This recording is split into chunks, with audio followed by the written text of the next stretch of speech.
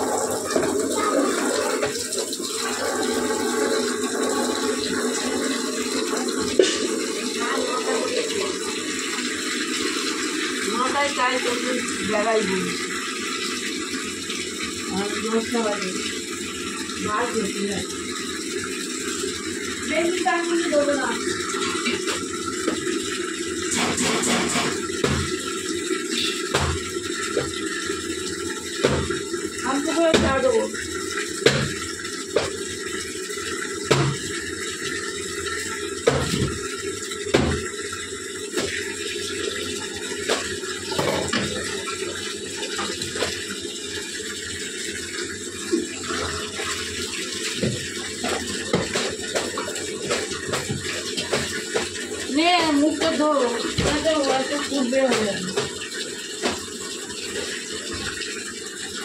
কি বলছো?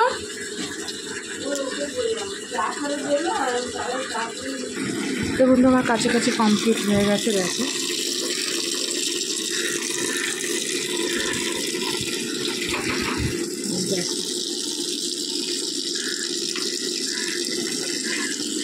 তো কাছাকাছি কমপ্লিট হয়ে গেছে।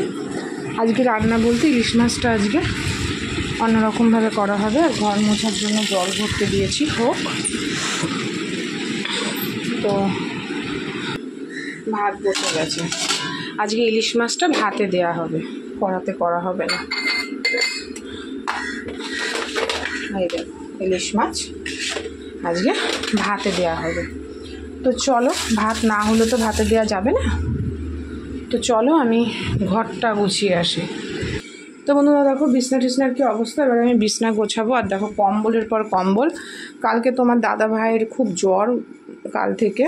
তো রাতেও যেহেতু আমরা তো পাখা চালিয়ে শোবো, এবারে ও 2খানা কম্বল নিয়েছে, এতটাই জ্বর।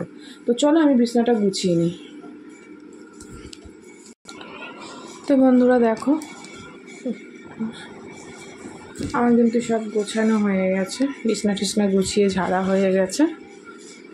তোমাদের সাথে অনেক দিন ধরে একটা ভিডিও শেয়ার করা হচ্ছে না। কতগুলো জিনিস আমার আনবক্সিং করা দরকার, করব করে করাই হচ্ছে না। দেখি পারলে আজকে করব।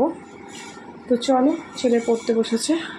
আমি এখানে কিছু ফাইলের আমার ডকুমেন্টস জোগাড় করে নিয়ে গুছিয়ে নিয়েছি। আমি এক জায়গায় যেতে হবে আজকে আমাকে। তো কেন যাচ্ছি, কিসের জন্য যাচ্ছি, তো তোমাদের সাথে সেটা শেয়ার করব।